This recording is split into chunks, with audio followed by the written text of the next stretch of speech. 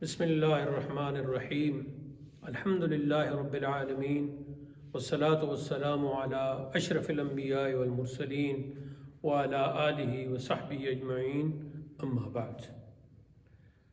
الحمدللہ ثم الحمدللہ، درس منیت المصلی کا آغاز ہو چکا ہے اور یہ کلاس ہماری ہر اتوار کو ہوتی ہے، تو آج درس نمبر 15-16 ہے، تو جو ریکارڈنگ ہو رہی ہے اس اعتبار سے یہ درس نمبر 15 ہے۔ تو سب سے پہلے ہم متن پڑھیں گے اور ساتھ ساتھ مختصر تشریح کریں گے۔ اس طرح بیٹھ جاؤ نا اپنا۔ تو میں پہلے متن پڑھتا ہوں تاکہ اس کی ریکارڈنگ ہو جائے، اس کے بعد پھر کتاب آپ اپنے سامنے رکھیں گے تو اس کی تفصیل پڑھیں گے۔ تو سنن وغیرہ کا جو بیان تھا وہ ختم ہو چکا تھا۔ آج جو ہے وہ آداب کا بیان شروع ہوگا، اور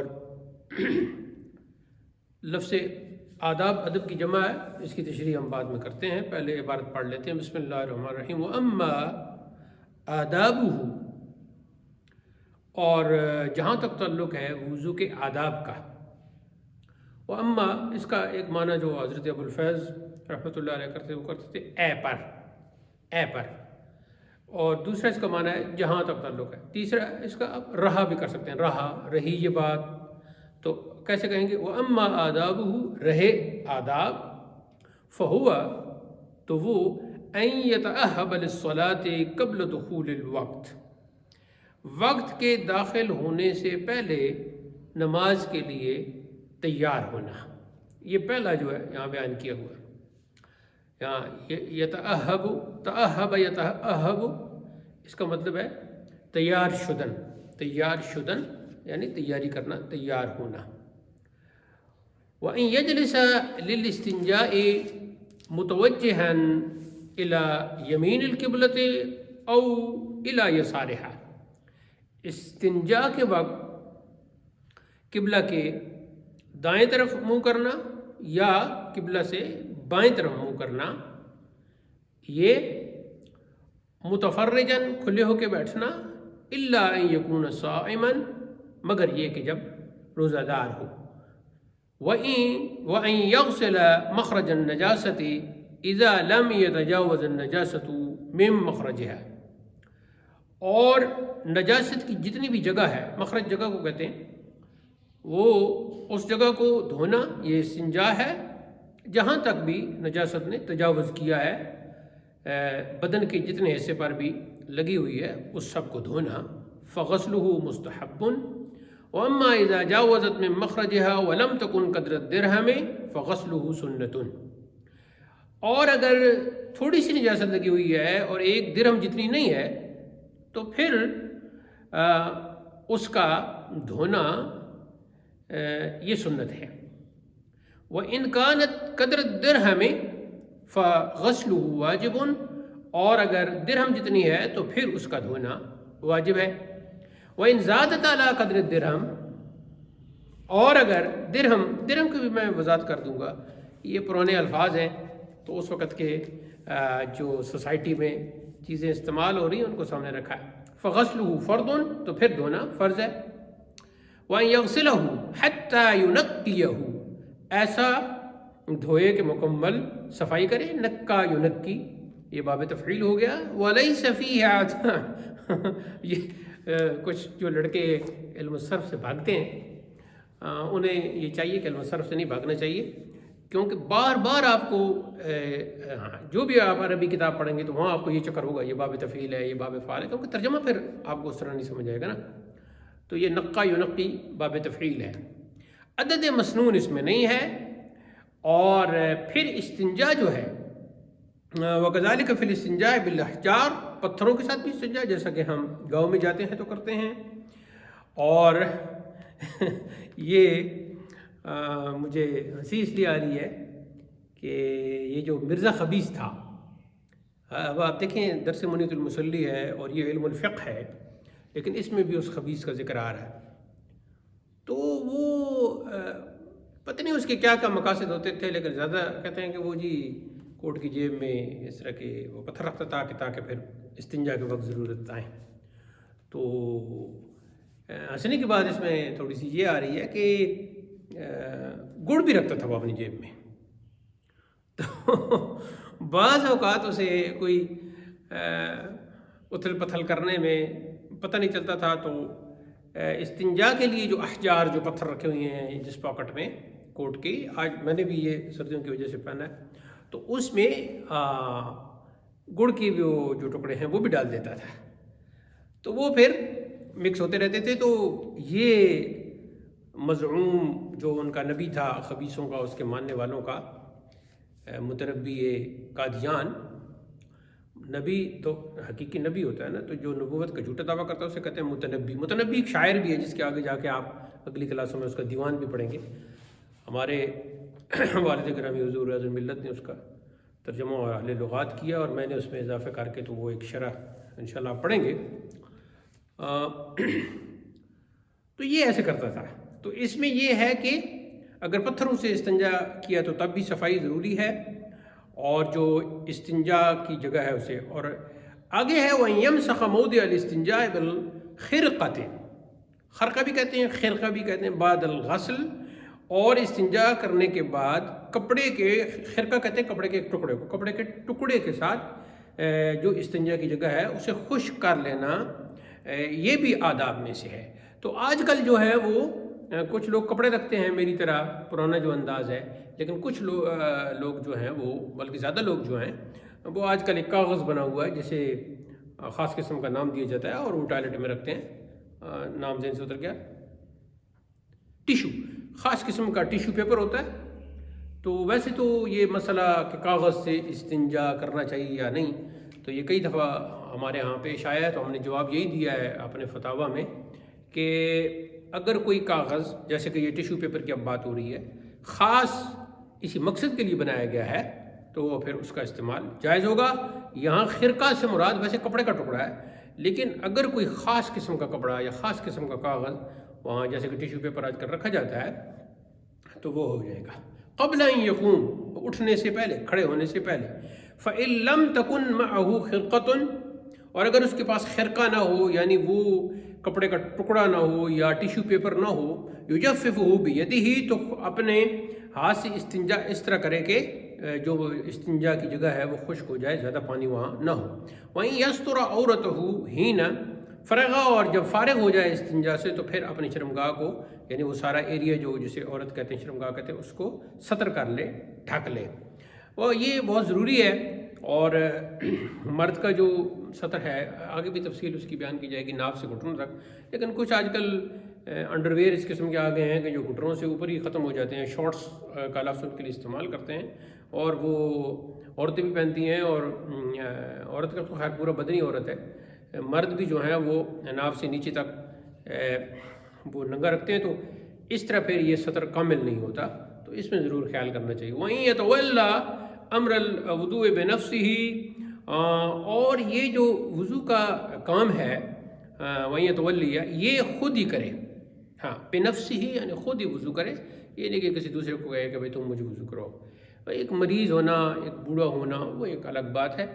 ولا یأمر، یا کوئی پانی ایک لوٹے سے ڈال رہا ہے تو یہ اپنے ہاتھ سے اپنے ہاتھوں کو خود دھو رہا ہے، خود اپنے ہاتھوں سے کلی کر رہا ہے، وہ ایک الگ بات ہے. جیسے کہ کوئی مرید یا کوئی شاگرد اپنے استاد اور اپنے پیر مرشد کو اس طرح پانی بہائے تو وہ اس میں نہیں آ رہا. بنفسی یہ ہے کہ دوسرا بندہ آپ کے ہاتھ نہ دے، دوسرا بندہ اپنے ہاتھ میں پانی ڈال کے آپ کے منہ کھول کے آپ کے منہ میں نہ ڈال رہا ہو، یہ نہیں کرنا.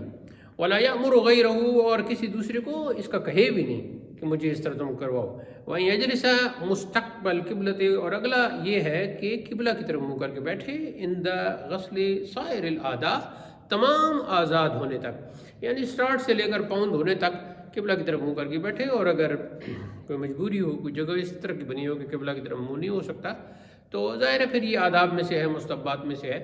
تو اگر وہ نہیں ہو سکتا، جیسے کہ اب یہاں بھی آپ دیکھیں تو یہاں وہ ایسے نہیں ہے، ٹونٹیاں جو ہے وہ دوسری طرف لگی ہوئی ہیں، دوسری طرف منہ کرنا پڑتا ہے، گلی کی طرف یا قبلہ کی طرف پیٹ ہوتی ہے، جو باقی کولر کی طرف جو ایک دو ہیں.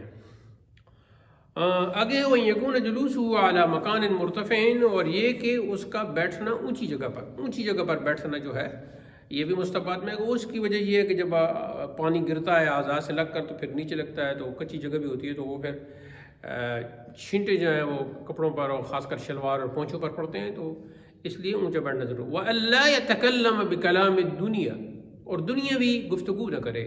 اب یہاں آپ دیکھتے ہیں جمعہ کے دن بھی اور عام مسجدوں میں بزرگوں کو لوگ جو باتیں ساری رہ گئی ہوتی ہیں باہر، آگے پیچھے وہ نہیں کر سکتے باہر، تو وہ پھر وضو کے درمیان کر رہے ہوتے ہیں ایک دوسرے سے حال بھی پوچھ رہے ہوتے ہیں، ایک دوسرے کے ساتھ لمبی باتیں کر رہے ہوتے ہیں، جب تک ان کو وضو، بلکہ باتوں کی وجہ سے ان کا وضو بہت لمبا ہو جاتا ہے، آہستہ آہستہ وضو کرتے رہتے ہیں اور ساتھ گپیں ہانکتے رہتے ہیں، تو یہ غلط ہے، یہ آداب کے خلاف ہے۔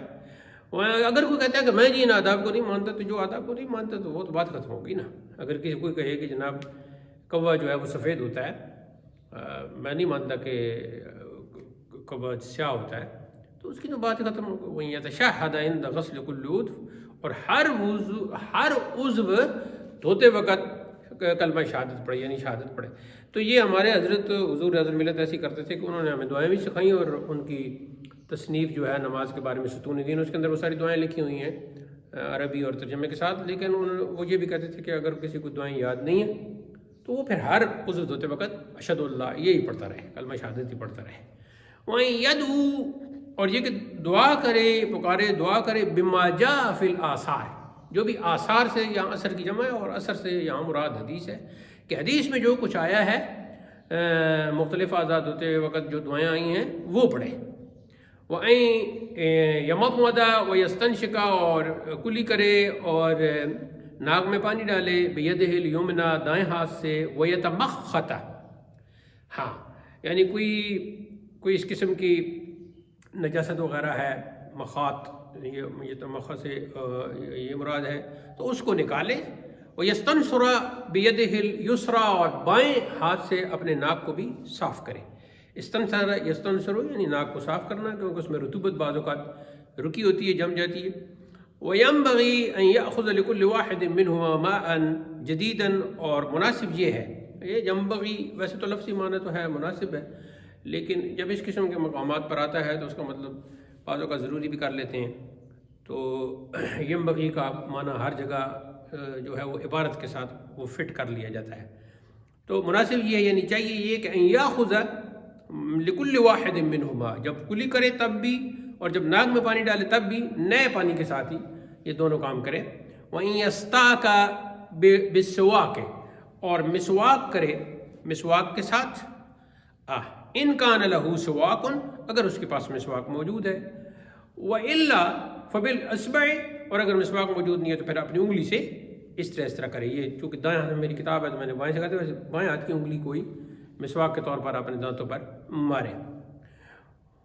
وَإِن يَسْتَاقَ أَرْضًا لَا طُولًا، اور یہ کہ وَإِن يَسْتَاقَ، اور مسواک کرے ارض میں چڑھائی کے طور پر کرے، لا طولا لمبائی کے طور پر، یعنی ایسے مسواک پیچھے بھی ایسے آگے پیچھے نہ کرے، بلکہ یوں کرے، چڑھائی میں ارزن کرے، طولن نہ کرے۔ وَأَن يُبَالَغَ فِي الْمَضْمَضَةِ وَالِاسْتِنشَاقِ إِلَّا أَن يَكُونَ صَائِمًا، مبالغہ کرے، کلی کرنے میں بھی پانی ڈال خوب اس کو گھمائے، پانی کو خوب مبالغہ کرے صفائی کرنے میں، اور ناک میں بھی خوب پانی چڑھائے اور اس میں مبالغہ کرے۔ إِلَّا أَن يَكُونَ صَائِمًا، مگر یہ کہ ہو روزے دار، اگر روزے دار ہو تو پھر نہ کرے، کیونکہ روزے دار قطرے کوئی کلی کے اوپر اندر چلے جاتے ہیں گلے میں، اور ناک سے بھی یہ اندر سسٹم ایک ہی ہوتا ہے۔ آج کل کے جو جاہل یہ یوٹیوب پہ بیٹھ کے بکواسات کرتے رہتے ہیں کہ ان مولیوں کو نہیں پتا کہ یہ کہتے روزے دار استنجا کرتے وقت بہت کھلا ہو کے نہ بیٹھے، تو وہاں کیا ہے، وہاں سے تو نجاست نکلتی ہے، وہاں سے کیا آئے گا، یا کلی سے یا ایسا کرنے سے کیا ہوگا، یہ سب غلط بکواسات کرتے رہتے ہیں، ان کی باتیں نہیں سننی چاہیے۔ یہ جو فقہ کی کتابوں میں بڑے بڑے علماء لکھے ہیں، وہ انسانی بدن کو بھی سمجھتے تھے، وہ طبیب بھی ہوتے تھے، حکیم بھی ہوتے تھے، ڈاکٹر بھی ہوتے تھے۔ ڈاکٹر کا لفظ تو یہ انگریزی کا ہے نا، باقی یہ ہے کہ وہ خود حکیم طبیب ہوتے تھے، وہ یہ ساری باتیں بھی سمجھتے تھے، پوری باڈی کو بھی سمجھتے تھے۔ اور یہی سائنس تو اب آئی ہے، علامہ دمیری کی آپ حیات الحیوان پڑھو تو ایک جانور کے بارے میں وہ معلومات دی ہیں کہ آج کے سائنسدانوں کو بھی نہیں پتہ، اتنی مشینیں آنے کے باوجود، اتنے ایکسپیریمنٹ کرنے کے باوجود، اتنی تھیوری اور پریکٹیکل کرنے کے باوجود، سامنے آنے کے بعد بھی انہیں نہیں پتہ۔ تو اس لیے جو نئی چیزیں سامنے آتی ہیں ضرور ان پہ توجہ دینی چاہیے، انہیں پڑھنا چاہیے، ان پہ غور کرنا چاہیے، لیکن یہ کمپیریٹیو اسٹڈی ضرور کرنی چاہیے. اور یہ جو بزرگ ہیں ان کی جو باتیں ہیں جو کئی صدیوں سے آ رہی ہیں، ان میں آج تک بھی اگر کوئی ان سے اختلاف کرتا ہے تو وہ عموماً نتیجہ یہ نکلتا ہے کہ اس کی جہالت ہی سامنے آتی ہے، علم اور تحقیق کم ہی سامنے آتی ہے. آگے کہا کہ والمبالغۃ، ہاں یہ جو فرمایا نا کہ وہ ان یبالغ، کہ مبالغہ کرے، اور اگر روزہ دار ہو تو پھر نہ کرے، تو اب یہ مبالغہ جو ہے یہ کیا ہے؟ والمبالغۃ فی المضمضۃ قال بعضهم هی الغرغرۃ. ہاں اب یہ سوال پیدا ہوتا ہے کہ کلی میں کیا مبالغہ ہوگا؟ تو قال بعضهم، اور اس میں زیادہ تر بعضهم، اور کہا بعض نے. تو نیچے لکھو وہ شیخ الاسلام خواہرزادہ، ایک شیخ الاسلام خواہرزادہ گزرے ہیں، انہوں نے فرمایا ہے کہ کلی میں مبالغہ کا مطلب ہے غرغرہ. تو غرغرہ کا مطلب ہے یہاں گلے میں پانی کو روک کے اور سانس کے ساتھ اس کو ایسے اس کو حرکت دینا، جیسے کہ وہ آگ لگی ہو نا تو پانی گرم ہو رہا ہوتا ہے تو پھر اچھلتا ہے، اسی طرح گلے میں ایسے وہ ہوا دے کر پانی کو ایسے آواز نکالنی ہے، تو یہ غرغرہ ہوتا ہے. وقال الصدر الشہید رحمہ اللہ، اور صدر الشہید رحمہ اللہ نے فرمایا کہ غرغرہ مبالغہ سے مراد کیا ہے؟ ہی تکثیر الماء حتی یملأ الفم. وہ کہتے ہیں، صدر الشہید کہتے ہیں کہ مبالغہ کا مطلب یہ ہے کہ کلی کرتے وقت اتنا پانی منہ میں ڈالے کلی کے لیے کہ منہ بھر جائے.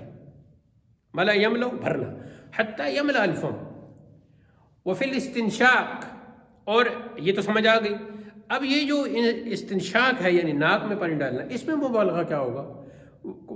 وفی الاستنشاق، اور ناک میں جو پانی ڈالنا اس میں مبالغہ یہ ہے جذب الماء حتی یصعد الی منخریہ، کہ پانی کو کھینچنا. جذب یا جذبہ کا مطلب ہوتا ہے کھینچنا. تو یہ میرا یہ جذبہ ہے، تو جذبہ سے مراد بھی وہی ہوتا ہے کھینچنے کا، وہ جو ایک احساس ہے، میری جذبات ہیں. تو اس کی جمع جذبات ہو گئی، جذبت ان کی جمع جذبات. تو جذبات کا مطلب کیا ہو؟ وہ چیزیں جو کھینچ رہی ہیں. تو آپ پانی کو اتنا کھینچیں کہ منخرئی ہے اس کی، یہ دونوں جو منخر ہے، یہ ہڈی جہاں سے کچی جو شروع ہو رہی ہے، یہ دونوں سوراخ جو ہیں اسے منخر ہے، تو یہ دونوں منخروں تک، دونوں تک پہنچ جائے، تو وہاں تک پانی پہنچے. وَأَن يَدْخُلَ إِصْبَعَيْهِ فِي، اور داخل کرے اپنی دونوں انگلیوں کو فی سماخ اذنیہ. ہاں یہ کان جو ہے نا، جب استنجا کر رہا ہو، مسح کر رہا ہو، تو اپنی دونوں انگلیوں کو کان کا یہ جو اگلا بالکل سوراخ ہے نا، اسے کہتے ہیں سماخ. سماخ میں ڈالے، یہ وہاں تک انگلی کو پہنچانا. وَيُخَلِّلْ أَصَابِعَهُ بِخِنْصَرِ يَدِ الْيُسْرَى، اور اپنی جو بائیں ہاتھ کی انگلی ہے خاص کر خنصر، تو اس سے خلال کرے، جیسا کہ طریقہ اس دن بتایا گیا تھا. اب بعض لوگوں نے یہ انگوٹھی وغیرہ پہنی ہوتی ہے، تو وَأَن يُحَرِّكَ وَأَن يُحَرِّكَ خَاتَمَهُ، خاتم کہتے ہیں انگوٹھی کو، تو اپنی انگوٹھی کو حرکت دے، تو اس کو حرکت دے تاکہ اس کے نیچے سے پانی گزر جائے، اس کے انگوٹھی کے نیچے جو حصہ ہے وہ خشک نہ رہے. اچھا یہ کب ہے؟ ان کان واسعا، جب وہ کھلی ہو. جب وہ کھلی ہو تو پھر اس کو تھوڑی سی حرکت دے دے تاکہ اس کے نیچے سے پانی گزر جائے اور وہاں کوئی خشکی نہ رہے. وَإِنْ كَانَ ضَيِّقًا، الضاد والياء والقاف، وَإِنْ كَانَ ضَيِّقًا، اور اگر وہ سخت ہو، تنگ ہو. ضيق کا مطلب ہوتا ہے تنگ. وَإِنْ كَانَ ضَيِّقًا، اگر تنگ ہو، اب کیا ہوگا؟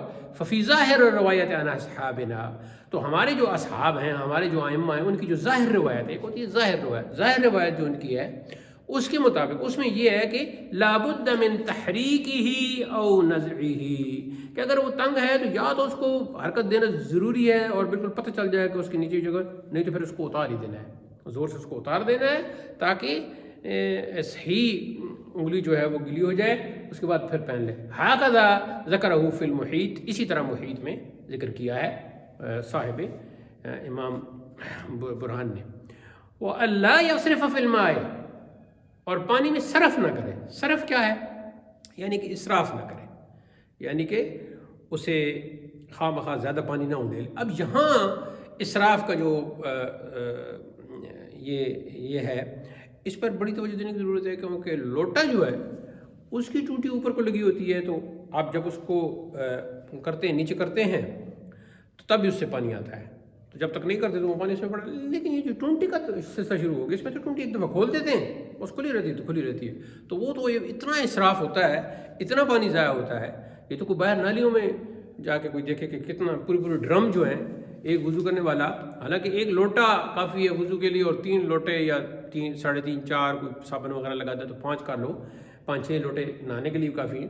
لیکن یہ تو لوگ جو ہیں پورے ڈرم ایک وضو پر ڈال دیتے ہیں. اور اس کے پیچھے وجہ کیا ہے کہ ٹونٹی بس کھلی ہوئی. اور اگر کسی کو ٹونٹی بند کرو تو کہتے ہیں یہ باقی صاحب نے بھی کھولی ہوئی، میں ایک پانی تمہیں نظر آئے، میں ایک پانی جائے گا. یعنی اس طرح شروع ہو جاتے ہیں. اور پھر یہ نوجوان کیا بڑے جو ہیں، میں ایک دفعہ پشاور سے واپس آ رہا تھا تو ایک بڑے بابا سا تھا، بڑے زور سے ٹوٹی پہ بیٹھ کے تو وہ منہ دھو رہا تھا. تو میں نے کہا ذرا آرام سے دھو کہ یہ تمہارے چھینٹے سب پر آ رہے ہیں اور مجھ پر بھی آ رہے ہیں. تو وہ کہتا کیا ہے، بہت بھدے طریقے سے اس نے گفتگو کی، حالانکہ میں نے ٹوپی کی ہوئی، میری داڑھی، میرا حلیہ اس کے سامنے تھا. تو جب اس قسم کا حلیہ کسی نے بنایا ہوا ہو تو اس کے بارے میں اگر اور زیادہ نہیں پتہ، کہ اگر یہ نہیں پتا کہ یہ پتہ نہیں عالم ہے یا کسی گاڑی کا ڈرائیور ہے، لیکن اسے اتنا تو اندازہ ہو جاتا ہے نا کہ اس نے داڑھی رکھی ہوئی ہے، یہ کچھ تھوڑا بہت اس کا نماز کے ساتھ تعلق ہوگا. مسلک چاہے اس کا جو بھی ہو، ریونڈی مسلک رکھتا ہو یا اصل اہل سنت و جماعت سنی مسلک رکھتا ہو، جس کی پہچان مسلک بریلوی ہے، تو یہ ذہن میں رہنا چاہیے کہ مسلک بریلوی جو ہے وہ کوئی نیا مسلک نہیں ہے، بلکہ مسلک بریلوی نام پڑ گیا ہے اعلی حضرت کی وجہ سے، مسلک اہل سنت و جماعت کا نام پڑ گیا ہے بریلوی. ٹھیک ہے. تو یہ جو لوگ آپ کو گمراہ کرتے ہیں نا کہ وہ جی اسلام کو چھوڑ کے اہل سنت کو چھوڑ کے تو آپ بریلوی ہو گئے ہو، تو اس کا جواب یہ ہے کہ بریلوی مسلک کو علیحدہ نہیں، وہ اہل سنت و جماعت ہے. ہاں جو دوسری دوبندی آپ کو کہلاتے ہیں یا اہل حدیث کہلواتے ہیں یا باقی جتنے بھی ہیں، وہ اہل سنت و جماعت کے طریقوں سے پھر گئے ہیں. تو اس لیے وہ اپنی خیر منائیں اور اپنی آخرت کا کچھ سوچیں. بریلوی جو ہیں وہ بالکل ٹھیک ہے، اس لیے کہ وہ اہل سنت و جماعت ہے. تو اب مسلک چاہے اس کا جو بھی ہو، لیکن ظاہر اس وقت چاہ رہا ہوتا ہے.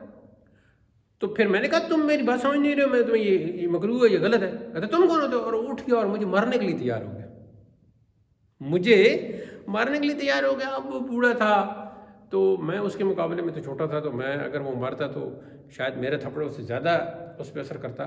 لیکن درمیان میں کچھ اور پنجابی اور پٹھان آ گئے اسی وضو کی جگہ پہ، کیونکہ ہم گاڑی سے اتر کے گئے تھے تو ساتھ جو ہماری گاڑی کے مسافر تھے وہ بھی آ گئے اور ان کے چھوٹ بس اور اس طرح کر کے. تو اس کے بعد پشتو زبان میں اس نے کچھ گالیاں دینا مجھے شروع کر دیں. تو میں نے پھر پشتو میں سمجھتا ہوں، لیکن میں نے پھر اس کا کوئی جواب نہیں دیا، اور میں نے اپنے وضو کی تکمیل کی، اور وضو کی تکمیل کے بعد میں نماز کی طرف متوجہ ہوں، اور نماز کے اختتام و تکمیل کے بعد میں اپنی گاڑی کی طرف تاکہ میں منزل پر پہنچوں. تو اس میں یہ تھا کہ وہاں شاید اس کے کوئی قریبی رشتہ دار، اس کا گھر مسجد سے دور ہی ہوگا، لیکن اگر کوئی ایسی بات ہو جاتی تو میرے ساتھ جو گاڑی والے مسافر تھے ان میں سے 1 2 ایسے تھے جو کافی ساتھ بیٹھنے کی وجہ سے ایک دوسرے کے ساتھ ہم متعارف ہو چکے تھے، تو وہ بھی اسے تھپڑ لگاتے. وہ ایک خاص نوجوان 18 20 سال کا بھی تھا، تو وہ مجھ سے بھی زیادہ اسے لگا تھا. خیر میرا ہاتھ بھی بھاری ہے، لیکن یہ لڑائی کرنا اور یہ گالم گلوچ کرنا، یہ سارے کام پڑھے لکھے لوگوں کو اور جو سلجھے ہوئے لوگ ہوتے ہیں اور جو آداب سے واقف ہوتے ہیں ان کا کام نہیں ہوتا. یہ جاہل آدمی کا کام ہوتا ہے لڑائی کرنا. اور تو اس کی چونکہ تربیت نہیں تھی، اسے آداب ہی نہیں سکھائے گئے وضو کے کہ بھئی ایسے چھینٹے، جیسے کہ ابھی ان کتابوں میں آپ نور الایضاح میں پڑھیں گے، مختصر القدوری میں پڑھیں گے، کنز الدقائق میں پڑھیں گے، شرح الوقایہ میں پڑھیں گے، اور آخر میں الہدایہ میں پڑھیں گے. پھر اس کے بعد جو اگر علم فقہ میں آپ نے تخصص فقہ کیا، مفتی کورس کیا، تو ادھر آپ جب جائیں گے تو آپ کو بہت سارے وہ یہاں یہ چیزیں تفصیلات آپ پڑھیں گے. اور یہ چھینٹے مارنا اور زور سے پانی پھینکنا ہے، یہ آداب کے بھی خلاف ہے، اور اس کی وجہ سے کئی اور خرابیاں آ جاتی ہیں.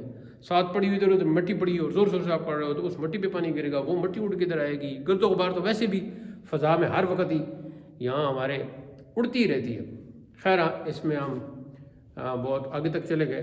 اچھا اب یہ ہے کہ اس کو یا تو اتارنا ضروری ہے پھر، کیونکہ اس طرح وہاں. اچھا اب آپ صلی اللہ علیہ وسلم نے کیا فرمایا؟ وَإِن كَانَ وَأَلَّا يَصْرِفَ فِي الْمَاءِ، اور پانی میں اسراف نہ کرے. وَإِن كَانَ عَلَى شَطِّ نَهْرٍ جَارٍ، ایک ندی بہہ رہی ہے، نہر کہتے ہیں دریا کو، ندی کو، ندی بہہ رہی ہے، چھوٹے دریا کو کہتے ہیں نہر. ندی بہہ رہی ہے یعنی پانی کھڑا نہیں ہوا، پانی بہہ رہا ہے، دریا سمجھ لیا.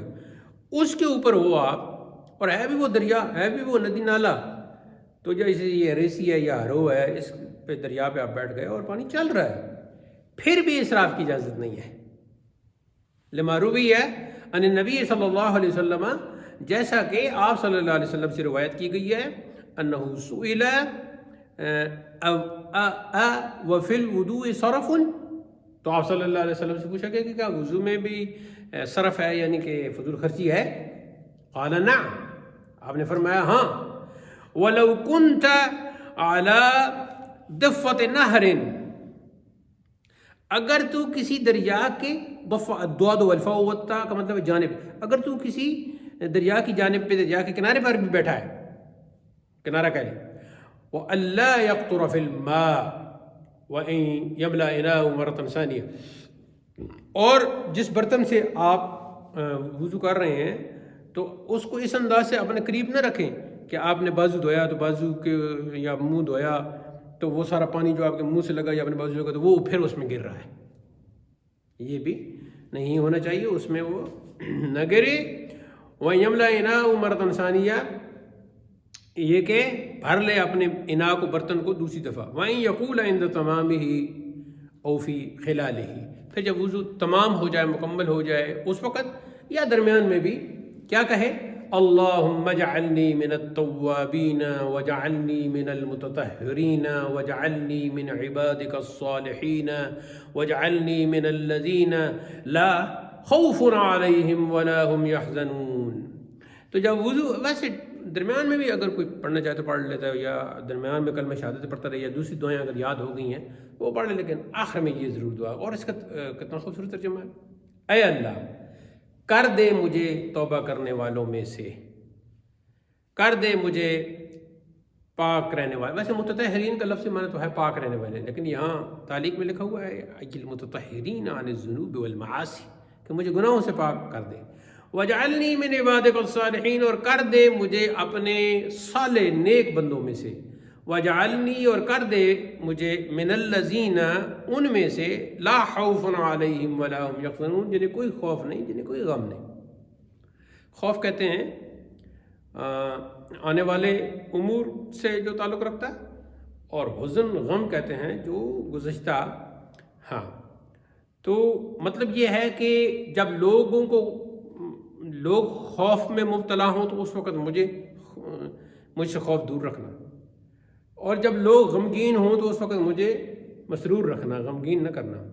وَإِن يَقُولَ بَعْدَ فَرَاغِهِ، اور جب بالکل ہی فارغ ہو جائے وضو سے، پھر پڑھے سبحانک اللہم وبحمدک، پاک ہے اللہ تو، یا پاکی ہے تیرے لیے اے اللہ، پاک ہے تو. اس لفظ سبحان پر بڑی بحث آئے گی، اگلی کتابوں میں آپ پڑھیں گے.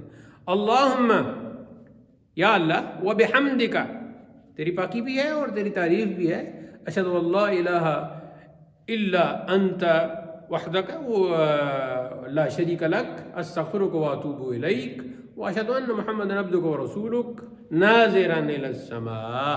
تو جب یہ بالکل فارغ ہو جائے تو پھر آسمان کی طرف، سما کی طرف دیکھتے ہوئے، نظر کرتے ہوئے ایسے آسمان کی طرف دیکھیں. کچھ لوگ انگلی کا اشارہ بھی کرتے ہیں، انگلی کا اشارہ نہ بھی کرے تو آسمان کی طرف دیکھ کے پڑھے سبحانک اللہم وبحمدک اشہد ان لا الہ الا انت وحدک لا شریک لک استغفرک واتوب الیک واشہد، یعنی تو ایک ہے، تیرا کوئی شریک نہیں، میں تجھ سے مغفرت طلب کرتا ہوں، میں تیری بارگاہ میں توبہ کرتا ہوں، اور میں گواہی دیتا ہوں کہ جناب محمد کریم صلی اللہ علیہ وسلم حضور جو ہیں وہ تیرے بندہ خاص اور تیرے رسول ہیں.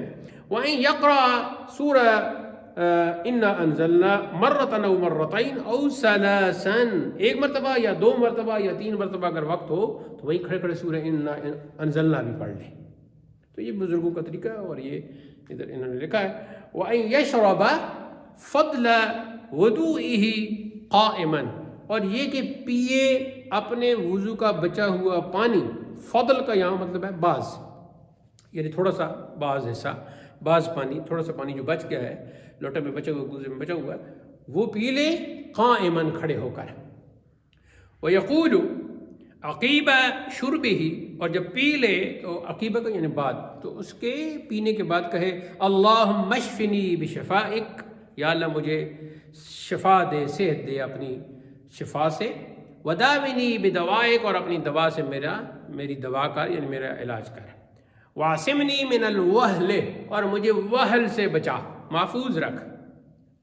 تو وہل جو ہے یہ اگر تو وہل ہا ساکن ہو تو پھر اس کا معنی ہوگا وہم، بھول چوک، غفلت، اس سے بچا. اور اگر وہل پڑھیں یعنی ہا کے اوپر زبر پڑھیں تو پھر اس کا معنی ہوتا ہے کمزوری، ضعف، ذوف جسے کہتے ہیں آپ. تو ذوف سے، کمزوری سے مجھے بچا. والامراض، اور طرح طرح کی بیماریوں سے بچا. والاوجاع، یہ وجع کی جمع ہے، طرح طرح کے دردوں سے بچا، مراد بیماری ہوگی. تو یہ کیا ہے؟ بچا ہوا پانی، وضو کا بچا ہوا پانی کھڑے ہو کر پیے. ضروری نہیں کہ قبلہ کی طرف منہ کرے، جدھر بھی منہ ہو کھڑے ہو کر پیے اور یہ دعا کر لیں. اگر عربی الفاظ یاد ہو جاتے ہیں آپ کو تو آپ ضرور یاد کر لیں. اللہم اشفنی بشفائک وداونی بدوائک وعصمنی من الوہل والامراض والاوجاع، بس.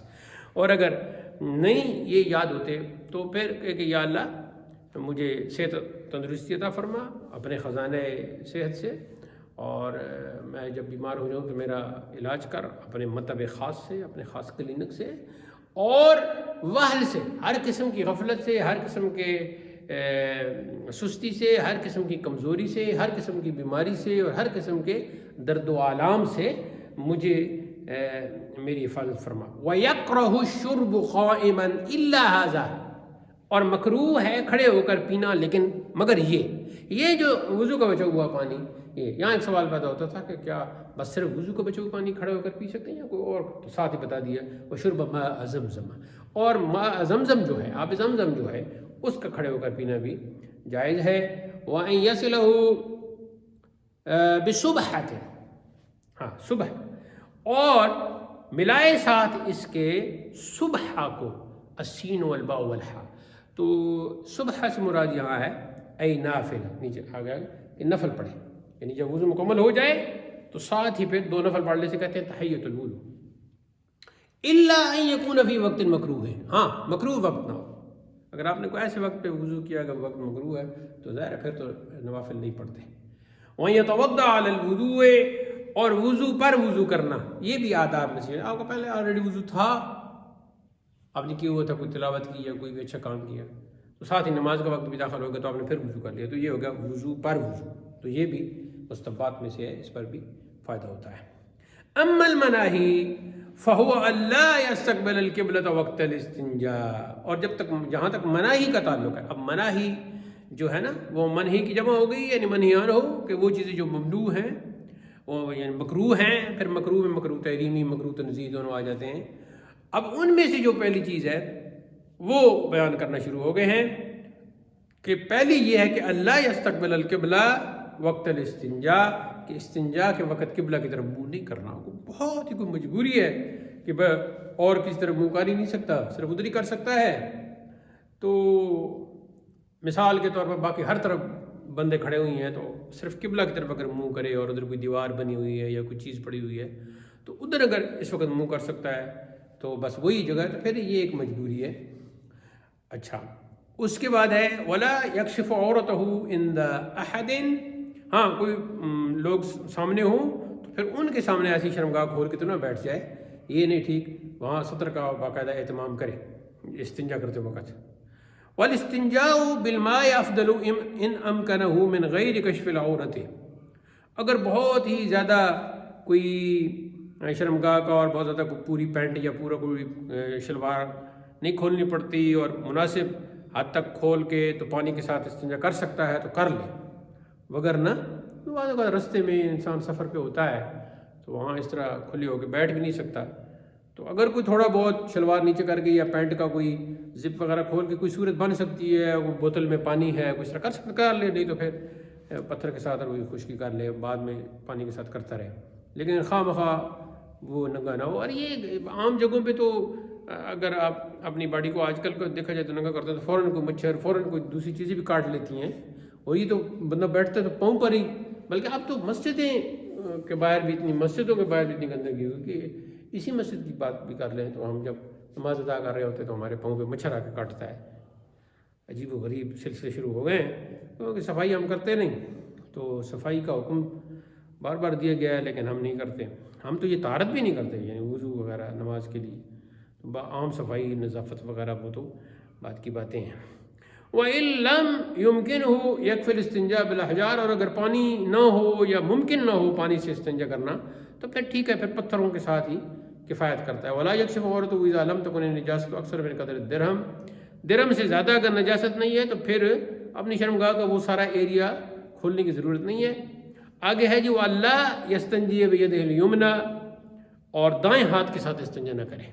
اب کسی بندے کا دائیں ہاتھ کٹا ہوا ہے تو وہ تو ظاہر ہے پھر بایاں ہاتھ کٹا ہوا ہے تو وہ تو دائیں سے ہی کرے گا نا، تو ایسے بھی لوگ ہم نے دیکھے ہیں۔ ولا بطعام، اور طعام کے ساتھ کھانے کی جو چیز ہے اس کو استنجا کے لیے استعمال نہ کرے کیونکہ یہ توہین ہے اس کی۔ ولا بروس، یہ روس جو ہے اس سے مراد لید ہے، گوبر وغیرہ بھی جو ہے وہ ہو سکتا ہے۔ تو انہوں نے جو لکھا ہے کہ لقول علیہ السلام لا تستنجوا بالروس ولا بالعزم فإنها زاد اخوانكم من الجن واذا نهى عن الاستنجاء بزاد الجن فزاد الانس اولى بالنهى۔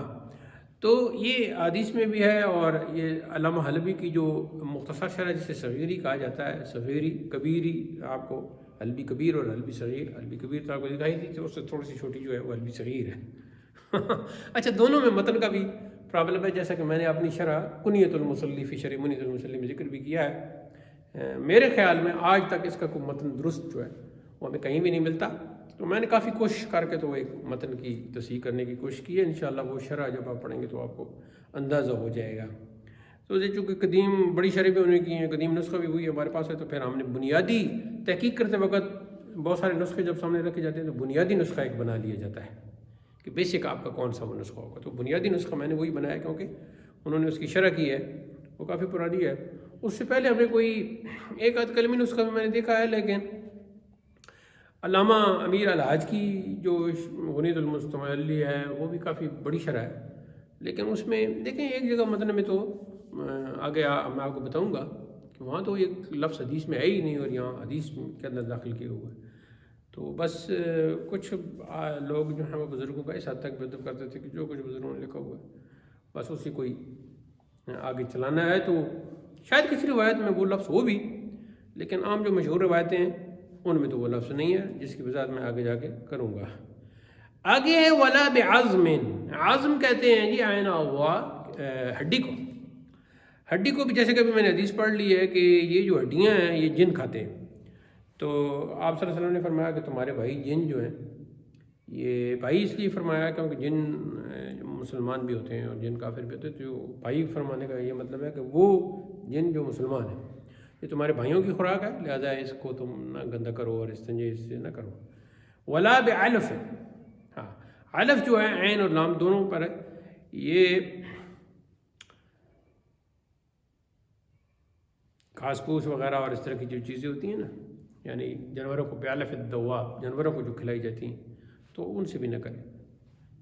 ولا بحق الغیر، بحق الغیر سے مراد کیا ہے؟ غیر کا جو حق کس پر ہے؟ غیر کا حق کسی کپڑے پر ہے، اس میں کسی اور بندے کو رومال پڑا ہوا ہے تو آپ اس کو استعمال کرنا شروع کر دیں، یہ نہیں ٹھیک۔ یا کوئی اس نے کوئی اس طرح کی چیز رکھی ہوئی ہے تو وہ آپ کیسے استعمال کر سکتے ہیں؟ تو یہ کیا ہو گیا جی؟ دائیں ہاتھ کے ساتھ استنجا نہ کرے، کھانے کی چیز کے ساتھ نہ کرے۔ ولا بروسن، میں نے کہا لید یا گوبر یا اس قسم کی جتنی چیزیں ہیں سرگین وغیرہ اس کے ساتھ نہ کرے۔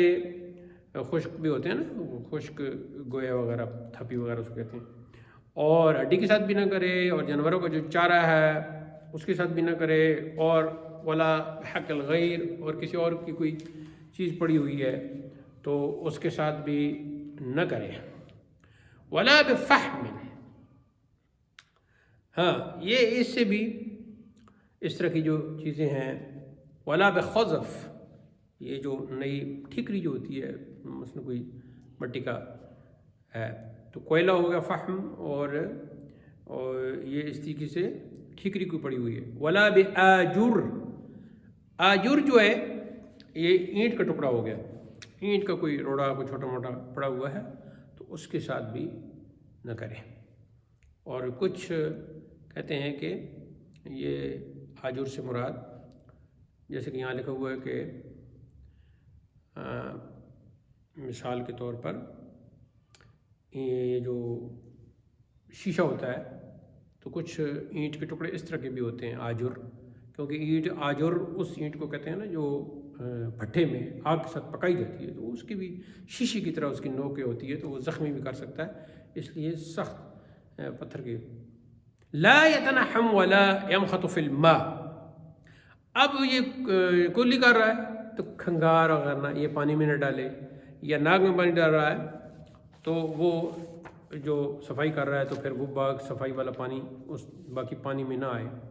وَلَا يَتَعَدَّى فِي الزِّيَادَةِ وَالنُّقْصَانِ، اور کسی کمی بیشی جو ہے نا وہ نہ کرے جتنا مسنون ہے، جتنا سنت ہے. یہ نہیں کہ اب بازو دھونے لگا تو پورا لوٹا بازو پہ لگا دیا ہے، بار بار ہاتھ ملتا ہے، بار بار پانی ڈالتا ہے، یا پاؤں پہ بار بار پانی ڈالتا ہے.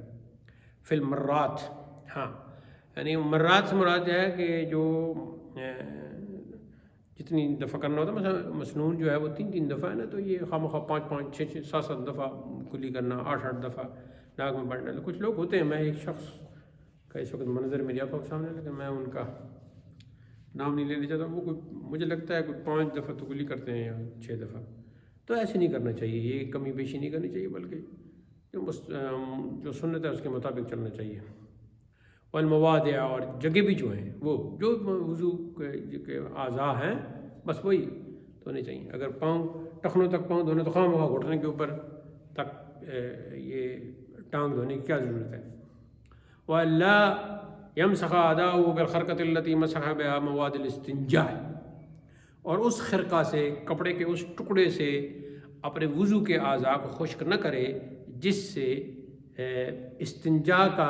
استنجا کا جو مقام ہے، شرمگاہ جو ہے، اس کو جس کپڑے سے خشک کیا تھا اس کو وضو کے اعضاء کو نہ کرے. مطلب ایک خاص کپڑا ہے وہ استنجا، آج کل سردیاں ہیں تو آپ نے ایک تولیہ رکھ لیا جی، جب بھی آپ استنجا کرنا چاہتے ہیں تو اس تولیے سے آپ استنجا کی جگہ کو، شرمگاہ کو پونجتے ہیں.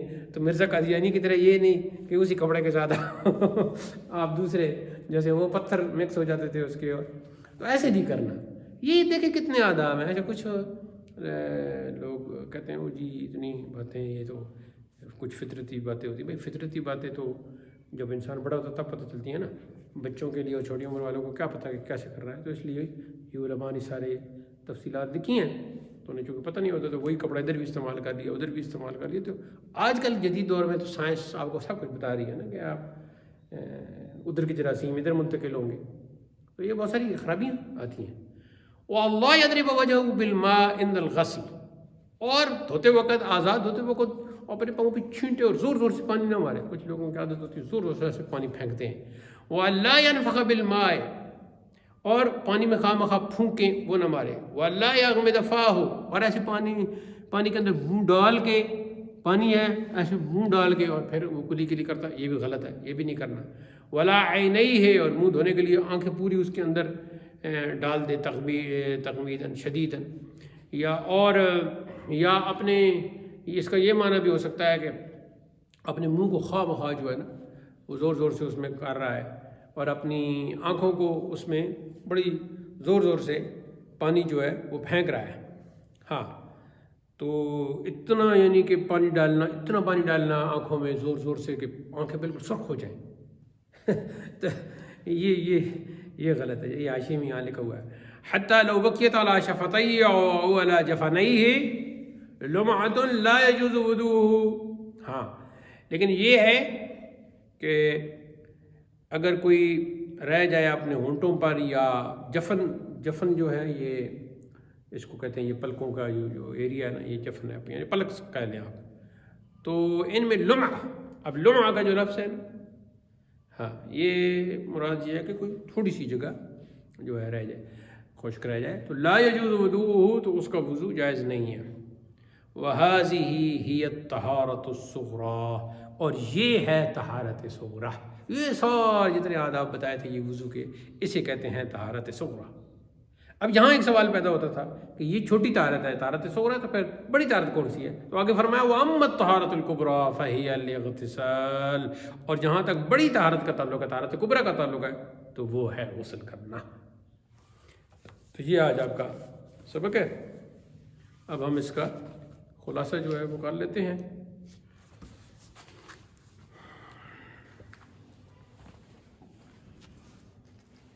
اس دوران اگر آپ کو کوئی ذہن میں سوال آ رہا ہے تو آپ کریں، نہیں تو پھر میں اس کے جو آداب ہیں وہ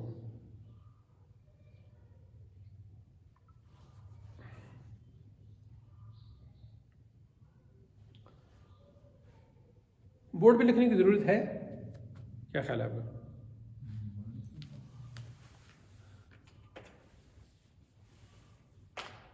آج ہم نے وضو کے آداب و مستحبات پڑھے ہیں، تو اس میں کچھ چیزیں ویسے تو آپ کو وہ یاد رہے گی اور آپ نے دوسری کتابوں میں اور ستون دین میں بھی پڑھ رکھے، تو آپ دوبارہ جب یہ عبارت پڑھیں گے تو آپ کو، لیکن اس میں کچھ چیزیں ہم پڑھ لیتے ہیں مثال کے طور پر۔ پہلی جو ہے نا وہ آداب جمع ہے ادب کی، ٹھیک ہے جی۔ اب اس میں کیا ہے کہ ادب کیا ہے؟ ادب کی، تو ادب کی تعریف یعنی ڈیفینیشن کیا ہے، یہ ذہن میں ہونی چاہیے۔ تو ادب کی تعریف یہ ہے کہ دراصل اس کو پہلے سمجھ لیں کہ انسان کے اندر ایک خوبی ہے، ایک ملکہ ہے۔ ملکہ کیا ہے؟ ایک خاص قسم کی اسپیشل پاور، کچھ کر سکنے کے لیے ایک اسپیشل پاور ہوتی ہے، اسے کیا کہتے ہیں؟ ملکہ، ٹھیک ہے۔ تو ادب دراصل انسان کے اندر ایک ملکہ ہے۔ اب وہ جو ملکہ ہے وہ کیا کرتا ہے؟ دیکھا مثال کے طور پر میں شاعری کرتا ہوں تو میرے اندر شعر کہنے کا ایک ملکہ ہے، ٹھیک ہے۔ اگر میں خطاط ہوں، کتابت کرتا ہوں، خطاطی کرتا ہوں، تو وہ خطاطی کرنے کا میرے اندر ایک خاص ملکہ ہے۔ میں بے کافی لمبی 11 قط تک لے جاتا ہوں، 13 قط تک لے جاتا ہوں۔ اور اگر میں موسیقی سے میرا تعلق ہے اور میں کچھ گاتا ہوں، نعت پڑھتا ہوں، کچھ گاتا ہوں، تو وہ سر نکالنا اور سر کو سمجھنا یہ میرے اندر ایک ملکہ ہے۔ تو ملکہ بیسیکلی ایک پاور ہے۔ تو یہ ادب جو ہے ایک ملکہ ہے۔ تو آپ ڈیفینیشن میں یوں لکھ لیں کہ یہ ایک اخلاقی ملکہ ہے، یوں کر لیں۔ ادب کیا ہے؟ ایک اخلاقی ملکہ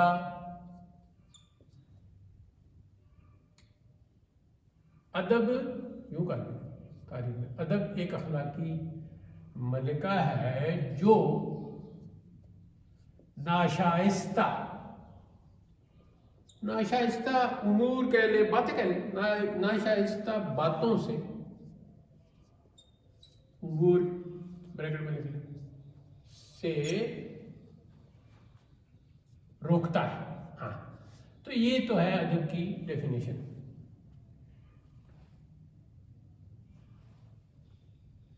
اب جو ہم حدیث اور فقہ کی اصطلاح کو سامنے رکھتے ہیں، اور حدیث و فقہ کی اصطلاح میں ادب سے مراد، کیونکہ اب بنیاد المصلی میں لفظ استعمال ہو رہا ہے نا، تو ادب سے مراد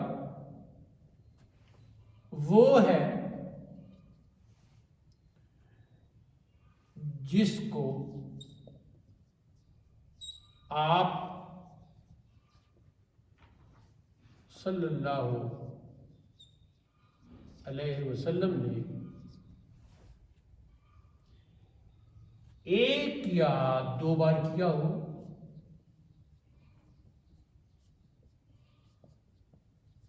اور اس پر ہمیش کی نہ فرمائی، کیونکہ ہمیش کی جب آ جائے گی نا تو پھر تو سنت میں داخل ہو جائے گا نا، اور اس پر ہمیش بھی نہ فرمائی ہو۔ تو اس کا کیا مطلب ہوا؟ اس کا مطلب ہوا کہ جتنے آداب ہیں دراصل یہ آپ صلی اللہ علیہ وسلم کے ہی طریقے ہیں، لیکن ان میں سے اگر کوئی رہ جاتا ہے تو کسی وقت آپ نے وہ چھوڑ دیا ہوگا۔ مثلا ادب یہ ہے وضو کا کہ قبلے کی طرف منہ کرنا چاہیے، تو کبھی آپ نے ایسے بھی وضو مبارک فرمایا ہوگا کہ قبلے کی طرف منہ نہیں ہوگا۔ آپ دیکھو غزوات کتنے ہیں وہاں، تو عجیب ایک طرف دشمن ہے، وہاں ان چھوٹی چھوٹی باتوں کا خیال کیسے کیا جا سکتا ہے؟ جہاں سواری پر نماز ادا کی جا رہی ہو، آدھے پڑھ رہے ہیں، آدھے جا رہے ہو، تو یہ وہ ہو گیا۔ اب اس کا شرعی حکم کیا ہے ادب کا؟ ہاں فرمائی ہو شرعی حکم۔ اب آپ کو کہتے ہیں وہ جی جناب آپ نے بنیاد المصلی میں جو پڑھے آداب پڑھے، تب ان کا شرعی حکم کیا ہے؟ آپ نے یہ پڑھا ہے کہ قبلہ کی طرف منہ کر کے بیٹھنا ہے وضو میں۔ اب آپ سے سوال یہ کیا گیا ہے کہ جناب حبیب صاحب یہ بتائیں کہ ایک شخص نے وضو کیا میری آنکھوں کے سامنے، لیکن اس نے قبلہ کی طرف منہ نہیں کیا، تو اب اس کا شرعی حکم کیا ہے؟ اس ادب کا، اس نے ادب کی خلاف ورزی کی ہے تو پہلے تو ادب کا شرعی حکم بیان کریں، اور جس نے ادب کی خلاف ورزی کی ہے تو آٹومیٹکلی اس کا شرعی حکم سامنے آ جائے گا۔ تو شرعی حکم اس کا کیا ہے؟ انجام دینے پر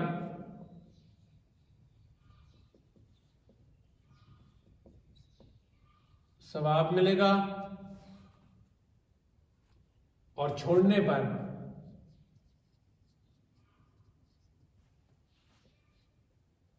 کوئی ملامت نہیں۔ اب ایک شخص نے وضو کیا قبلہ طرف منہ کر کے تو اسے ملے گا ثواب، کس کا ثواب؟ اس ادب کا۔ کون سا ادب کا؟ قبلہ طرف منہ کرنے کا۔ لیکن اگر اس نے ادھر منہ کر لیا، ادھر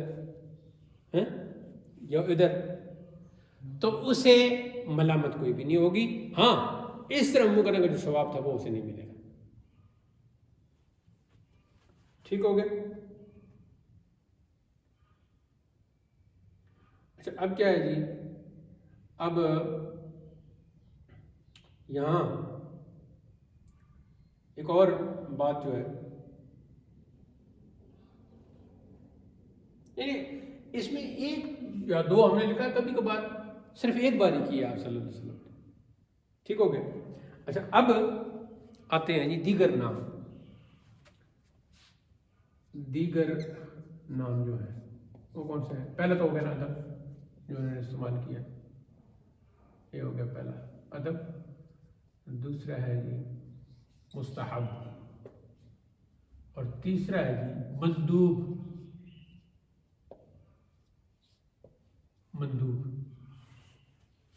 تینوں کا معنی یہ ہے، ادب سے مراد مستحب، اور مستحب سے مراد مندوب، مندوب سے مراد مستحب، مستحب سے مراد ادب۔ اب سوال تین پر ایک ہی سکتا، ادب کیا ہے؟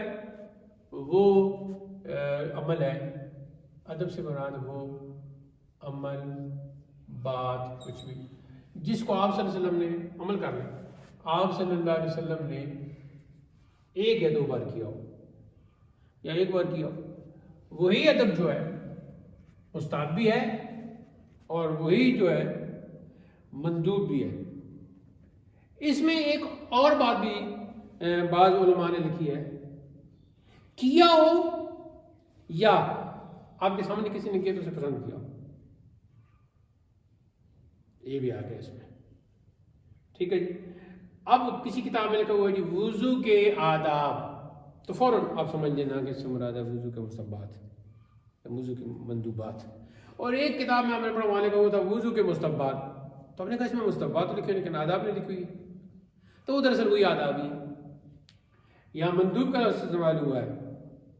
کسی نے پوچھا آپ نے کوئی کتاب میں پڑھا وہاں لکھا تھا کہ استقبال قبلہ کا کیا ہے شرعی حکم ہے، تو وہاں لکھا ہوا تھا ھذا مندوب، یہ مندوب ہے، تو کیا ہوا؟ یعنی یہ مستحب ہے، یعنی یہ ادب میں ہے۔ اچھا وہ جو ہم نے کہا تھا کہ ایک اخلاقی ملکہ ہے جو ناشائستہ باتوں سے، تو یہ آگے جا کے لٹریچر جو ہے شاعری کو بھی ادب کہتے ہیں، تو وہ دراصل اس وہاں بھی ادھر معنی جڑا ہوا ہے، لیکن وہ جب ہم، میرا ایک رسالہ بھی ہے الادب لغۃ و اصطلاحاً عربی میں، وہ جب ہم پڑھیں گے عربی ادب پڑھیں گے تو انشاءاللہ وہاں تفصیل کریں گے کہ ادب کا معنی لٹریچر کیسے کیا جاتا ہے، کیوں کیا جاتا ہے، اور یہ سارا۔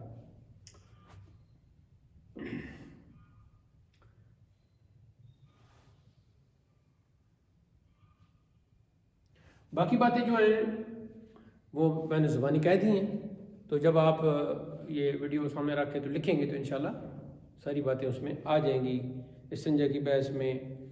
اور بنیادی طور پر یہ نجون سے نکلا ہے استنجا، اور نجون جو ہے بلند جگہ کو کہتے ہیں، اور نجون جو ہے وہ ہر اس چیز کو بھی کہتے ہیں جو پیٹ سے نکلے، تو چونکہ یہاں گندگی پیٹ سے نکلتی ہے تو پھر وہ نجاست کی جگہ کو صاف کرنا ہوتا ہے، تو اس لیے نجو ہو گیا۔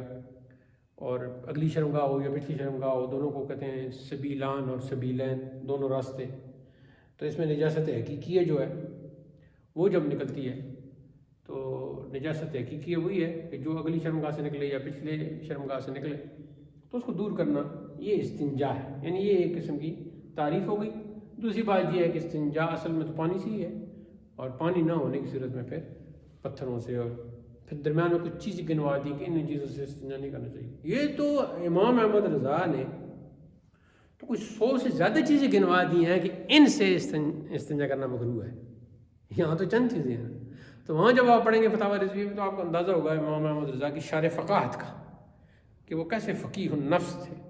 اللہ تعالیٰ نے علم فقہ میں ان کو کتنی مہارت عطا کی تھی اور وہ کتنے بڑے مفتی تھے. بلکہ میں تو کہتا ہوں وہ تو مجتہد کے مقام پر فائز تھے. جب آپ ان کے فتاوی پڑھیں گے یہ سارے علوم پڑھنے کے بعد عربی فارسی اور تمام علوم میں مہارت حاصل کر لیں گے تب آپ کو فتاوی رضویہ سمجھ آئے گا. یہ بھی ذہن میں رکھیں, اس طرح وہ نہیں سمجھ میں آتا. تو یہ ساری چیزیں ہیں. اس کے بعد کی کچھ وضاحتیں ہیں وہ میں نے کر دی ہیں. تو جب وہ لکھائی میں آئیں گی انشاءاللہ, جب آپ لکھیں گے یہ درس منیت المصلی, تو اس میں پھر یہ ساری چیزیں آ جائیں گی. اور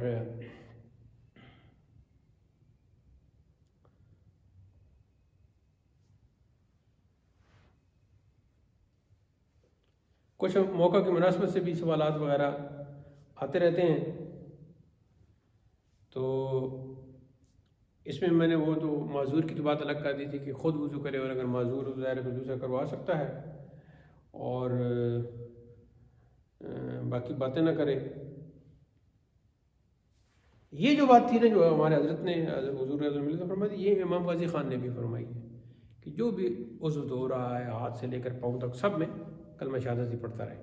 یہ انہوں نے بھی یہ بات کی ہے, فتاوی قاضی خان. اس کے بعد جی ہے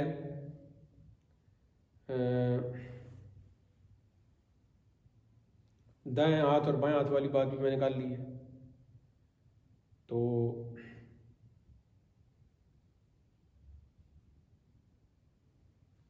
آپ صلی اللہ علیہ وسلم کا یہی طریقہ تھا کہ استنجا کا جو طریقہ آپ نے بتایا تو وہ بائیں ہاتھ کے ساتھ ہی تھا.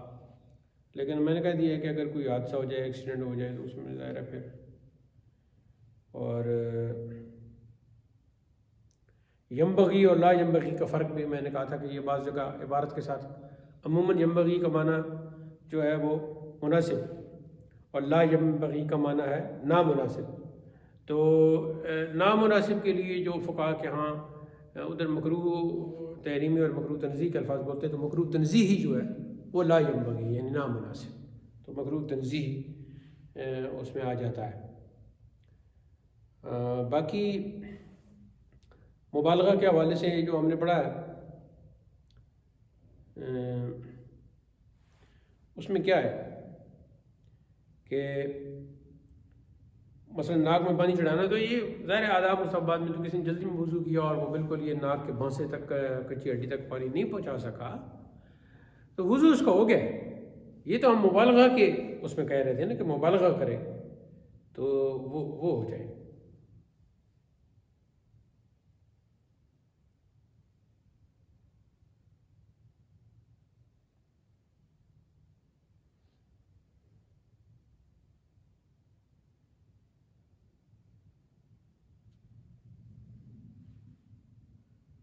دنیاوی بات چیت سے منع کرنا, تشہد پڑھنا, باقی وہ جو کلمات آئے ہیں وہ سارے عربی میں یاد کر لینے چاہیے اور وہ پڑھنے چاہیے. کچھ اور چیزیں جو حضرت نے وہ اللہ بید وجہی اور یوم تسود الوجوہ کہ میرا چہرہ سفید رکھنا جس دن چہرے سیاہ ہوں, یہ ساری جو ستون دین میں حضرت نے لکھی ہیں وہ مختلف آثار میں مختلف حدیث میں آئی ہیں, مشائخ کا طریقہ کار ہے, تو وہ یاد کر لینی چاہیے. اس دوران بھی منیت المصلی کے جو پیپر کی تیاری آپ کر رہے ہوں گے تو اس وقت بھی آپ ستون دین سامنے رکھیں گے. اس کا خلاصہ بھی جو ہے وہ آپ سامنے رکھیں, لیکن ستون دین بھی سامنے رکھیں آپ. تو وہاں جو ستون دین کا نیا ایڈیشن جو میں نے اس کی تہذیب کی تھی اس میں سارے نمبر وغیرہ بھی لگا دیے اور کافی آسانی ہے اس میں. اس کے فوٹو بھی آپ کو بنا لینی چاہیے, نہیں تو اصل کتاب جو ہے ستون دین وہ آپ نے سامنے رکھ لینی چاہیے. ستون دین الگ بھی چھپی ہوئی ہے, اور وہ جو رسائل کا مجموعہ ہے نسیم شریعت 16 رسائل کا اس کے اندر بھی ہے, تو وہاں سے بھی اس کو جو ریاض العلم کی خاص اشاعت تھی. درود شریف کو بھی حضرت صاحب فرماتے تھے کہ ہر وضو دھوتے کو درود شریف پڑھتے رہیں, کلمہ شہادت پڑھتے رہیں یا درود شریف پڑھتے رہیں. تو درود شریف بھی بندہ صلی اللہ علیہ وسلم یا کچھ بھی جو درود کے الفاظ ہیں وہ پڑھنے چاہیے. ندا کا جو درود ہے الصلاۃ والسلام علیکہ یا سیدی یا رسول اللہ وعلی آلہ وصحبہ یا حبیب اللہ, یہ بھی آپ پڑھ سکتے ہیں، لیکن ندا کا جب درود پڑھے تو ایک خاص ذوق، ایک خاص شوق ہونا چاہیے۔ تو دوسرا مختصر درود جو محدثین نے بتایا وہ تو یہ ہے صلی اللہ علیہ وسلم، تو یہ پڑھ لینا چاہیے۔ اس میں آل کا اضافہ کرنا چاہیں، اصحاب کا اضافہ کرنا، صلی اللہ علیہ وآلہ وصحبہ وسلم، تو وہ بھی ہو جاتا ہے۔ باقی یہ جو تھا کہ ظاہر الروایات، اس میں طبقات ہیں، جیسا کہ مختصر طور پر ہم نے شروع میں بتایا تھا۔ آگے پھر جب ہم نور الایضاح انشاءاللہ پڑھیں گے نا، نور الایضاح، تو اس وقت بھی طبقات فقہا کو پڑھ لیں گے، تو ظاہر الروایہ کا اور باقی سارے جو اس طرح کی اصطلاحات ہیں، اور امام صاحب کا کہنا، اور طرفین، اور یہ شیخین، اور امام ابو یوسف، اور امام محمد، اور امام ظفر، اور امام حسن بن زیاد، اور یہ سارے، تو ان کی ساری وہ آ جائیں گے۔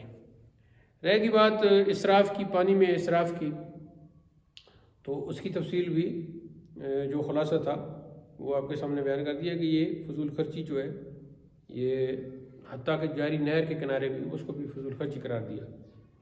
اور قرآن مجید میں کیا ہے؟ وَلَا تُبَذِّرْ تَبْذِيرًا، تو یہ اس لیے قرآن کا بھی یہی فرمان ہے، فضول خرچی جو وہ منع کیا گیا ہے، مال نہ خرچ کرنا، اور یہ ساری اسراف کی جو ہے صورتیں ہیں۔ اور ایک البتہ جو ہمارے حضرت صاحب فرماتے تھے، اور یہ مشہور مقولہ بھی ہے کہ الفاظ اس کے یہ ہیں، لا اسراف فی الخیر، لا خیر فی الاسراف ولا اسراف فی الخیر، کہ فضول خرچی میں کوئی بہتری نہیں ہے، اور جو خیر اور بہتر کام ہے، بہتر چیزیں ہیں، وہ اگر آپ بڑھ چڑھ کے کر رہے ہیں تو وہ اس میں ان میں اسراف ہے ہی نہیں، خرچی ہے ہی، فضول خرچی ہے ہی نہیں۔ لا اسراف فی الخیر جو ہے وہ ہے، لیکن اور صرف کا لفظ بھی استعمال کرتے ہیں، جیسے کہ لا خیر فی الصرف ولا صرف فی الخیر، کہ فضول خرچی میں کوئی بہتری، کوئی خیر نہیں ہے، لیکن خیر کے جو کام ہے اس میں اگر آپ بڑھ چڑھ کے حصہ لے رہے ہو تو وہ فضول خرچی ہے ہی نہیں۔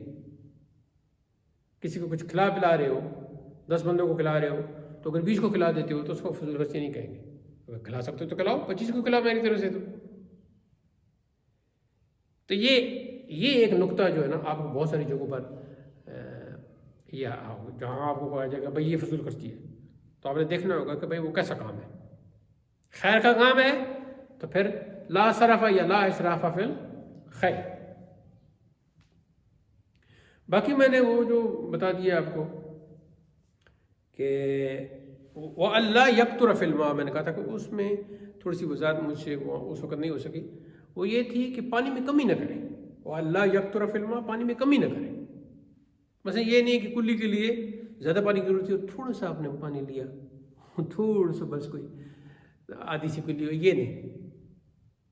یا بازو جب آپ نے دھوئے تو بس صرف وہ ان کو اوپر سے پانی مل دیا ہے، قطرے نیچے نہیں گرے، یا سردی لگ رہی ہو بندے کو، میں نے کہا بس تھوڑا تھوڑا کرو، یہ نہیں کرنا۔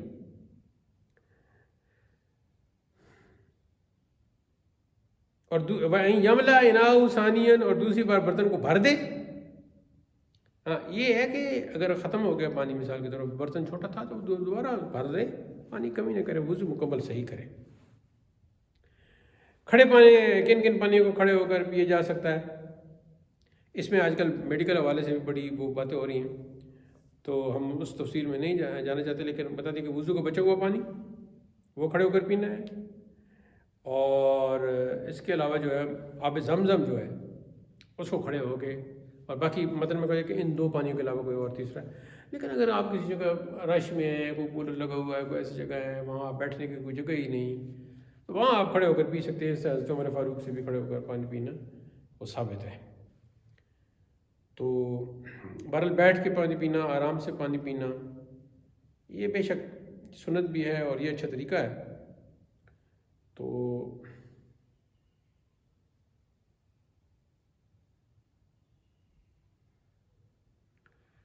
باقی جو کھڑے ہو کر پانی پینا مکروہ بتایا گیا ہے، اس میں ہم مکروہ تحریمی نہیں کہہ سکتے، مکروہ تنزیہی کہیں گے، یعنی ناپسندیدہ اس کو کہیں گے۔ اور یہ جو بات ہے کہ وہ کھڑے ہو کر پیے اور یہ دعا کرے کہ یا اللہ مجھے شفا دے، تو اس کا مطلب یہ ہوگا کہ آب وضو جو ہے وہ ایک قسم کا آب شفا بن گیا، جیسے کہ آب زمزم آب شفا ہے۔ پھر اعلیٰ حضرت نے اس کے کچھ فوائد و برکات بھی ملفوظات میں وہ ہیں، اور کہتے ہیں کہ زمزم جو ہے اس کا ذائقہ جو ہے وہ وقت کے ساتھ ساتھ بدلتا بھی رہتا ہے۔ اس کے اندر پوری ایک کتاب ہے آپ زمزم پر، وہ میں آپ کو بتاؤں گا، وہ آپ پڑھ لیجیے گا، اس میں بہت ساری باتیں جو ہیں وہ کی ہوئی ہیں۔ انگوٹھی کے بارے میں بھی ساری باتیں اسی وقت میں نے بالکل واضح کر دی تھی، اور تحیۃ الوضو جو ہے وہ بھی بتا دیا تھا کہ اگر وقت مکروہ نہ ہو تو وہ آپ نوافل پڑھ سکتے ہیں، مکروہ وقت ہوگا تو ظاہر ہے پھر وہ نہیں ہوگا۔ وضو پر وضو کی فضیلت بھی ایک جگہ ہے کہ الوضوء علی الوضوء نور علی نور، یعنی وضو پر وضو کرنا یہ گویا نور علی نور ہے، بہت ہی اس کی فضیلت ہے، اور بہت ہی تو آج کل خیر سردیاں آ رہی ہیں تو بار بار ٹھنڈے پانی سے وضو جو ہے وہ کر لینا، لیکن اس پر بھی نیکیاں مل رہی ہیں کہ وضو پر وضو کیا جا رہا ہے۔ فتاوی رضویہ میں بعض ایسے حوالے جو ہیں وہ موجود ہیں۔ پھر جتنے بھی ممنوعات ہیں استنجا کے حوالے سے جو بتائے گئے ہیں، ان میں بھی جو ضروری وضاحتیں تھیں وہ میں نے کر دی ہیں۔ اب مزید کچھ وہ چلیں گی، استنجا کی قسمیں بھی ہوگی، پانی کے ساتھ اور مٹی کے ساتھ، پتھروں کے ساتھ، اور اس میں پھر بتا دیا گیا کہ یہ نہیں ہونا چاہیے۔ اس میں جو انہوں نے کہا کہ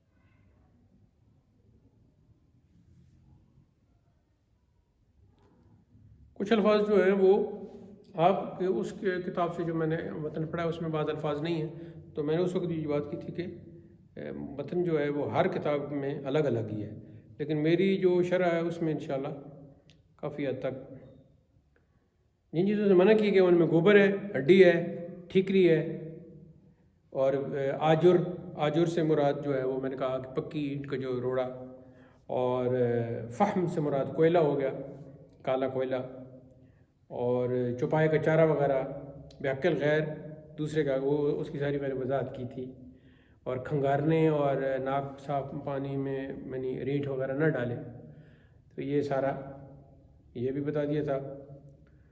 اور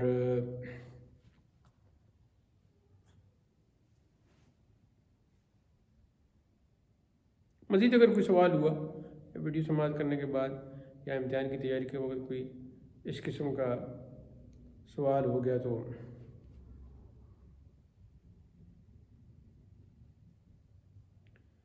آنکھوں کو بھی وہ بہت زیادہ بند نہیں کرنا کہ بند کر دھوتے وقت بالکل بند کر لے، یہ بھی جو ہے نا تغمیداً شدیداً یعنی سختی سے آنکھوں کو بند کرنا، ولا یغمض فاہ یعنی اپنے منہ کو بھی بند نہ رکھے اس طرح، اور پھر آگے حتی لو بکت علی شفتیہ ولا جفنہ لومۃ لا یجوز وضوء، ہاں تو کوئی ہلکی سی دونوں ہونٹوں پر یا اس کے دونوں پلکوں پر کوئی چمک سی رہ گئی لمعۃ، تو اس کا وضو جائز نہ ہوگا۔ تو اس میں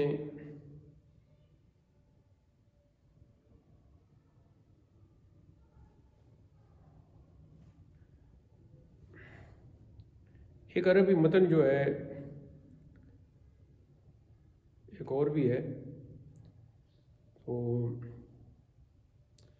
اس میں بھی اگرچہ اپنی تصحیح کے اعتبار سے تو وہ متن بھی اتنا ٹھیک نہیں ہے، لیکن باقی جو نسخے ہیں میں نے دیکھا ہے جو پھیلے ہوئے نسخے ہیں ان میں کسی حد تک یہ میں نے اس کو بھی اپنی شرح کے وقت میں نے اس نسخے کو بھی سامنے رکھا ہے، تو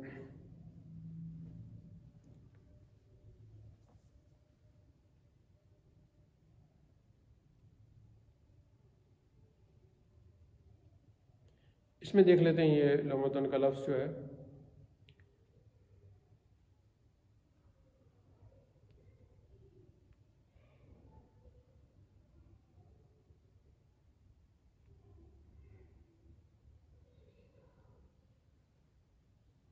یہ جو لمعتن کا لفظ استعمال ہوا ہے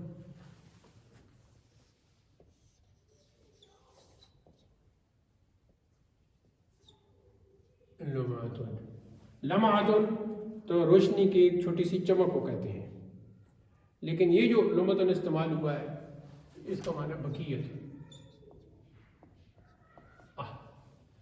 تو مطلب چھوٹی سی بھی کوئی پلک یا ہونٹ کا کوئی حصہ وہ خشک رہ گیا ہے، یعنی لمعتن اتنا سا چھوٹا سا حصہ بھی، چھوٹا سا حصہ کا بقیت، چھوٹا سا باقی خشک حصہ رہ گیا تو وضو نہیں ہوگا۔ اب یہ ہے کہ مکمل اس میں، اب اس میں سائنسی طور پر ہم نہیں جاتے، لیکن اتنا ہم سمجھتے ہیں کہ وہ ہو سکتا ہے کہ وہ جو خشک رہ گئی وہاں ہی کسی کیڑے مکوڑے کا کوئی خاص اثر یا خاص جراثیم پڑے ہوئے ہوں، تو اس لیے نظافت اور مکمل طرز اس میں ضروری ہے۔ تو آج کا جو یہ جو درس ہے تھوڑا سا درمیان میں یہ ویڈیو میں سلسلہ لمبا ہو گیا، لیکن یہ طریقہ اختتام پذیر ہوتا ہے۔ انشاءاللہ جب اس کو آپ لکھیں گے تو اس میں ذرا زیادہ باتیں پھر مجھے دکھا لیں تاکہ اس میں مزید کوئی کمی بیشی جو ہے وہ بھی ہو جائے۔ اللہ تعالیٰ ہمارا یہ سلسلہ اس کو شرف قبول عطا فرمائے، ہمیں دین کا فہم اور دین کی سمجھ عطا فرمائے اور پھر عمل کی توفیق مرحمت فرمائے۔ وصلی اللہ تعالیٰ علی حبیبی سیدنا و شفیعنا و مأوانا و ملجانا و قدوتنا و مولانا محمد و آلہ وصحبہ اجمعین، وآخر دعوانا الحمد للہ رب العالمین، والسلام علیکم ورحمۃ اللہ۔